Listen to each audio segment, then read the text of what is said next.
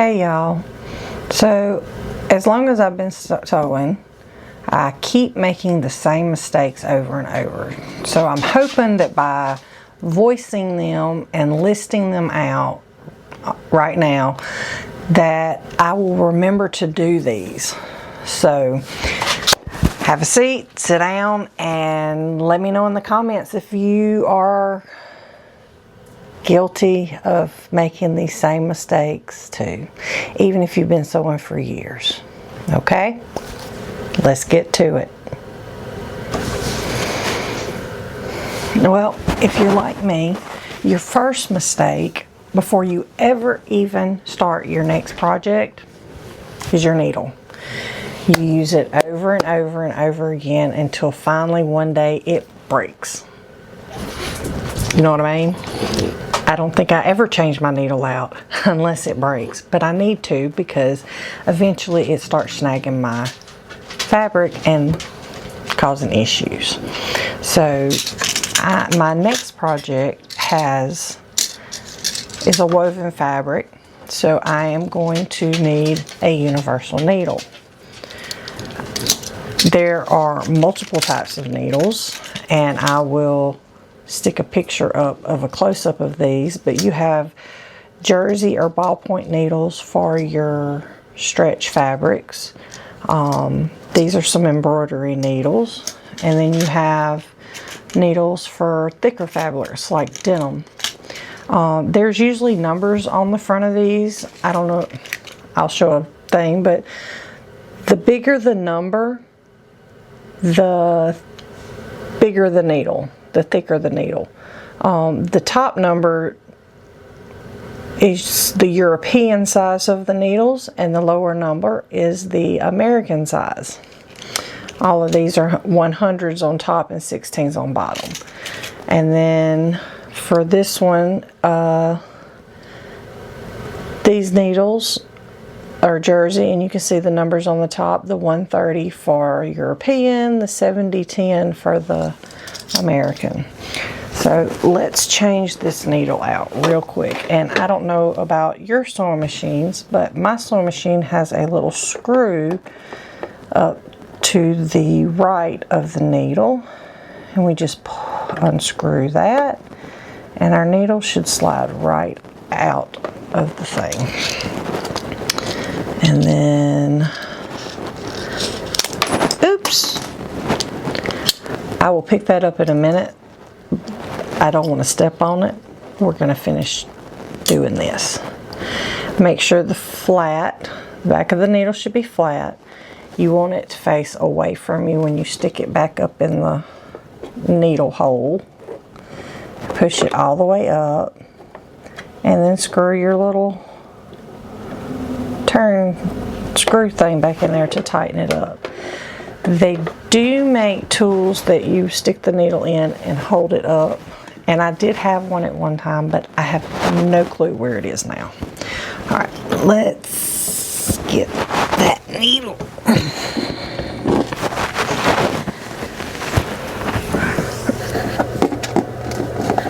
Oh.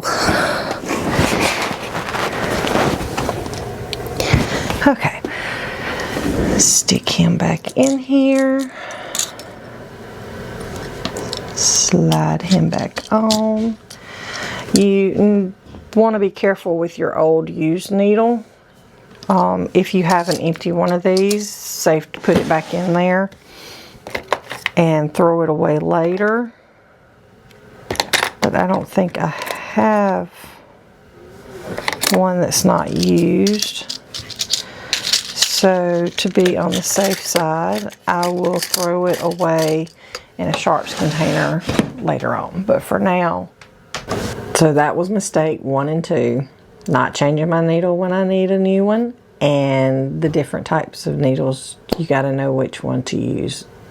Normally I use universal on everything, but I have found that when I use a stretch needle or a jersey needle on my knits, it tends to snag less. So mistake number 3 that I keep making because I feel like I'm being lazy, or I just don't feel like doing it, is pressing my seam allowances. that little bit of strip, you don't have to press them open, which if you want a flatter seam then you should, but you can press them to one side or the other, but what it does is the heat from the steam sets the stitches in place so that it looks nicer, looks more professional. I should probably start doing that more if I'm going to be making more clothes. Mistake number 4 that I keep using, that I am notorious for, is not using the correct seam allowance. Most patterns, pretty much all that I've used, on the pattern piece it will say SA or seam allowance. Normally it's 5/8 of a seam. Sometimes with sleeves or facings it'll say 3/8 of a seam. I'm bad about using too little of a seam, so my clothes end up becoming bigger than what the pattern size is supposed to be. When I do try to use the seam, sometimes I get a little too much seam allowance and then my clothes don't fit. They're too small. Either way it goes, the people that made sewing machines put a guide on the sewing machine for me to use. I should start using it. I will throw a picture up, but the little plate that's under your needle is actually measurements on those lines. They're in centimeters and inches on my machine. Also, you can buy a seam gauge machine on Amazon. It comes with a little magnetic seam gauge that you can stick on your machine to help keep so you can do it easier, have a little guide for your fabric. But my machine is plastic casing and it doesn't stick. And what this little thing does is it measures out each of your seam allowances, and it has little holes for each marking, and you slide it under your needle and say, I need a 1-inch seam allowance. You drop your foot on it and very gently put your needle down in it, and the edge of the guide is your 1-inch seam allowance, and then you would take your seam guide and put it there as an edger for your fabric. Make sure you hand crank that thing down though. You do not want to hit your pedal and then break your seam guide or break your needle. And put this little string back through there. Another thing that's nice to have is one of those little handy dandy thread thingies for, you know, those of us that are a little hard of seeing. Another mistake that I tend to do is not sharpening my scissors on a regular basis. In one of my videos, I don't know if you noticed or if I edited it out, but as I was cutting through my fabric, I would have to go back and recut because you would see with the scissors weren't cutting, it was just kind of grabbing the fabric.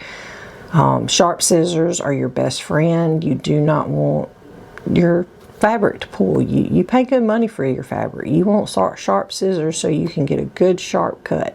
So mistake number 6, I've gotten better at. When your machine starts giving you problems, you just don't keep pushing the button and going. Stop, pull your fabric out and see what's going on. If you have a little, what they call a bird's nest, or I just call a tangle, underneath your fabric, check your top thread. Check the thread that goes through your needle. On my machine, and what I have, 9 times out of 10, it has come out of this top looper thing, and it just needs to be threaded. I rethread it. It works fine. Always check your top thread before you start messing with the tension. Messing with the tension can cause even bigger problems if you don't know what you're doing. I do not know what I'm doing when it comes to tension. I know that there's a little line and it has to stay there. I will figure it out when that day comes that I need to change my tension.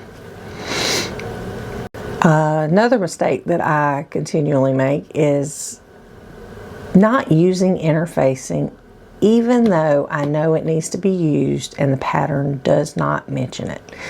The shirt that I made last week, it didn't mention using interfacing for the zipper.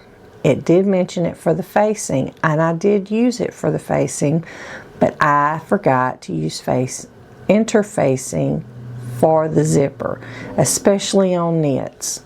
It keeps your zipper from getting a little wavy thing, and it's not too bad on that shirt, but it would have looked a lot better and a lot nicer and polished if I had used interfacing where my zipper went. Okay, this one I did not even thinking about it a few weeks ago. You remember our little bunnies? You see how sharp these points are? This is what you get when you clip your corners or clip your curves on your pattern pieces. Doesn't they look so nice and sharp? This is what happens when you don't. I can't get all of the fabric up in there to have sharp pointy ears because there's too much fabric. I didn't clip it. You should always clip your curves. One way or the other, clip your curves. Bounce, bounce, bounce, bounce, bounce. Number 9. If you want your garments or your projects to look professional, you should finish your seams. And what I mean by that is you should either A, use a serger to finish the seams, especially on woven fabrics, or B, use a zigzag stitch on your sewing machine to finish your seams. All this means is on your woven fabrics, if you do not finish your seams, they will start to unravel after just a wash or two. One example I have is this dress that I made. Move that out of the way. I'll have a close-up picture, but as you can see here, I finished the seams with a serger. You can see that. And you can also see where my woven fabric is starting to fray, but because I finished my seam, it's nice and clean and it's preventing it from raveling. I did it on the pocket. And when I went to put this on the other day, I realized I forgot to finish the seam behind the pocket. And it has unraveled so much that now I have a hole in my pocket. You see that? Always finish your seams, and it helps if you do it as you're sewing your pieces together. It's hard to finish seams when they're in curves or joining up to other pieces of your garment.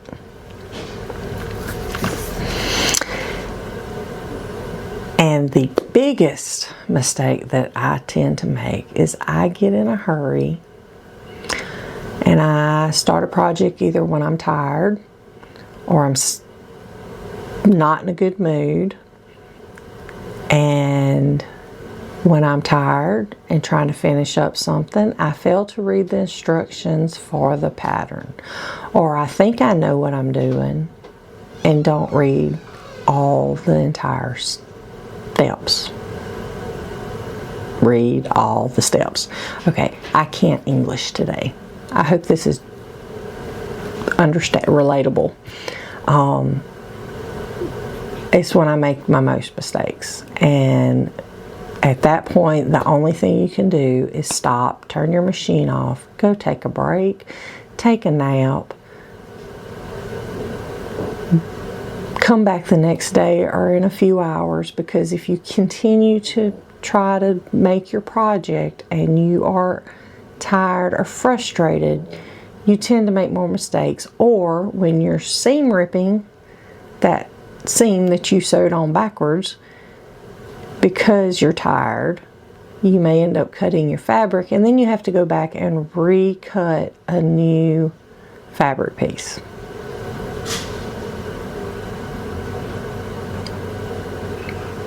Yeah, don't sew frustrated. Don't drink and drive, don't sew frustrated. So yep, after years of sewing, I still make those mistakes. I get complacent. I get in a hurry. And I usually end up paying for it by it taking much longer to finish a project than I originally planned. Is there any other mistakes that y'all make? Leave a comment down below, or do these sound familiar to you? Leave a comment. I'd like to know what other mistakes that maybe I'm doing and haven't even realized that they're mistakes yet. See you later, alligators.